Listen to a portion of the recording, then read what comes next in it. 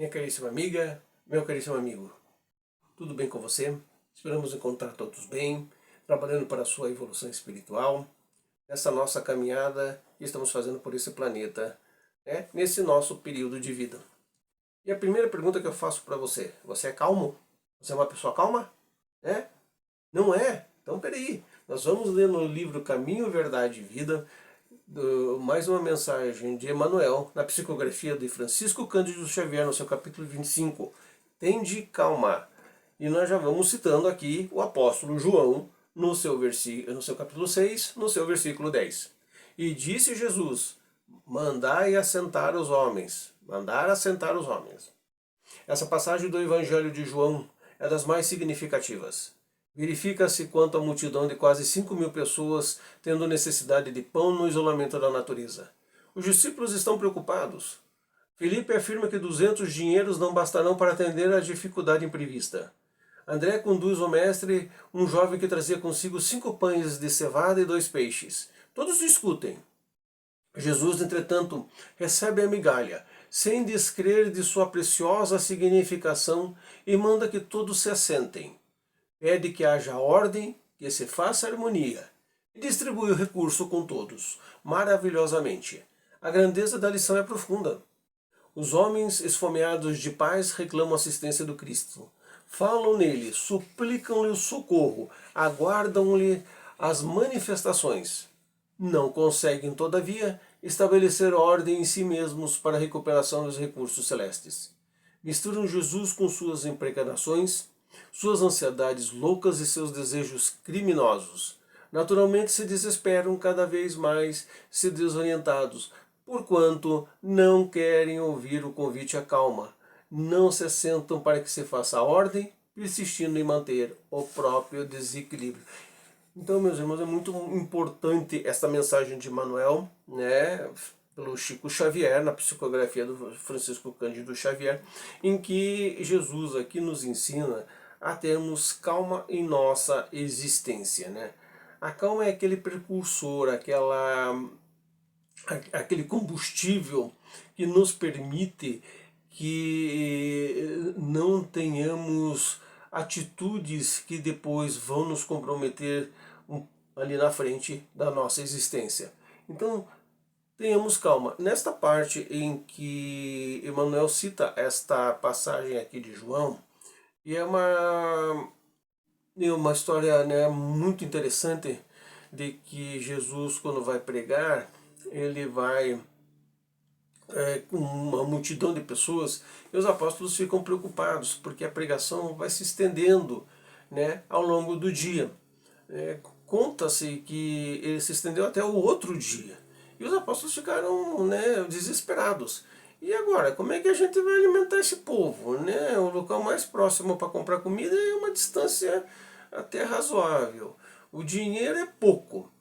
E Jesus nos ensina justamente isso na nossa vida. Não, tenha calma. O que vocês têm aí? O que nós podemos aí oferecer para esse povo? Puxa vida, mas tem um rapaz lá que ele tem lá uns pequenos pães lá e trouxe alguns peixes, mas ele trouxe para a subsistência dele.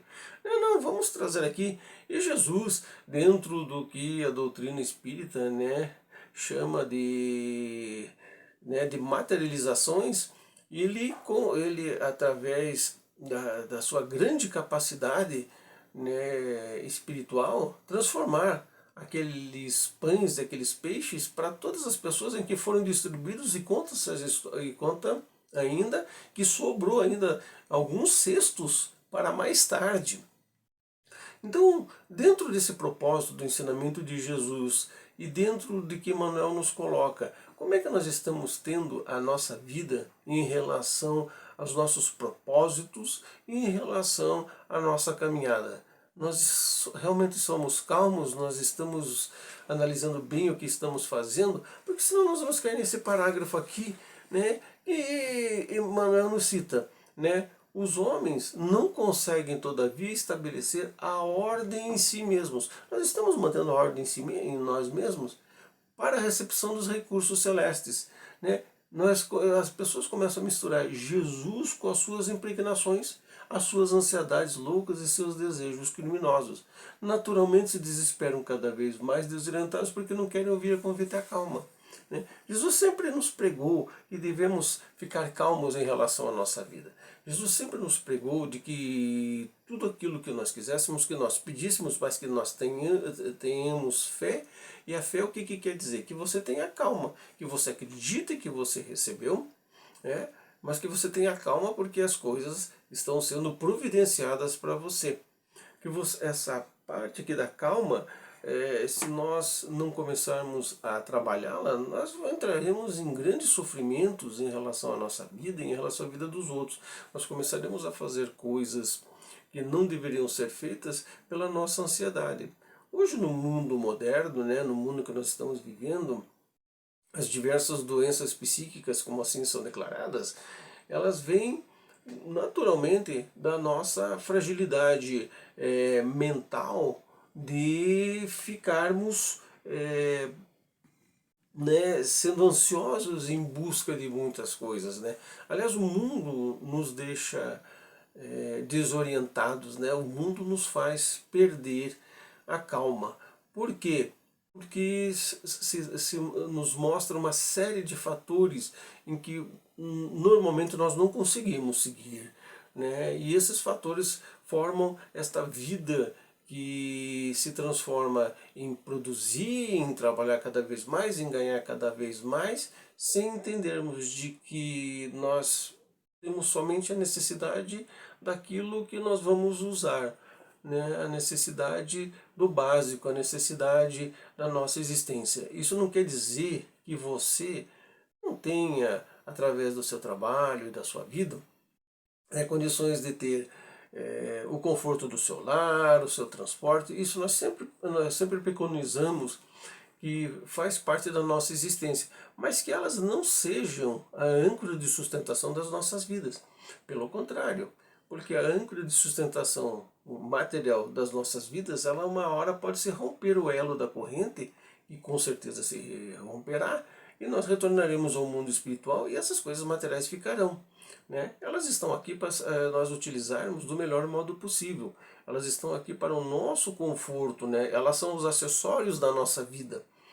Muitos jovens compram carros e enchem o carro de acessório. O carro é mais acessório do que o próprio carro. É assim o ser humano.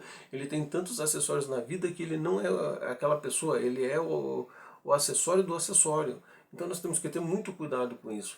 Por isso que o Emmanuel nos diz aqui que tenhamos calma, façamos as coisas com dignidade, com visão do que estamos fazendo, e se não deu certo é porque as coisas estão sendo encaminhadas para ficar cada vez melhores, que nós mantenhamos a nossa calma em relação à nossa vida pessoal, à nossa vida familiar, à nossa vida profissional, que nós mantenhamos a nossa calma perante as outras pessoas.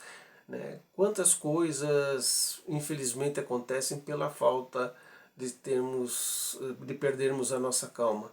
E a nossa calma é o nosso porto seguro para as nossas realizações espirituais. Como é bom você poder se sossegar, sentar, ler, descansar, né? Ouvir sons diferentes, né? Pensar em coisas que geralmente você não pensaria, porque nós vivemos neste turbilhão que é o mundo, né? E o mundo cada vez mais nos oferece em turbilhões. Compre isso, compre aquilo, né? Desconto disso, desconto daquilo, e mude a sua aparência, faça isso, faça aquilo. Não. Vamos começar a analisar. Por que eu vou perder a minha calma? Por que eu vou perder aquilo que eu tenho de mais precioso dentro de mim? E a espiritualidade só pode conversar com você, só pode dar bons conselhos a você se você mantiver a sua calma, se você mantiver o foco na sua serenidade. Isto que é importante, porque enquanto a nossa mente, a nossa cabeça estiver turbilhando sobre várias coisas ao mesmo tempo, procurando soluções que às vezes são estapafúrdias, nós não ouviremos a solução que vem do mundo espiritual. E acredite, o mundo espiritual tem muita coisa boa para repassar para você. Qual é a receita de nós recebermos as coisas boas do mundo espiritual? É termos calma, é mantermos a nossa mente cada vez mais calma. Então, que Jesus, o Mestre que nos ensinou a ter bastante paz e bastante calma, seja para você o baluarte da sua evolução espiritual. Que você tenha muita paz, muita prosperidade e até uma próxima oportunidade. Se Jesus nos der o aval pela nossa presença.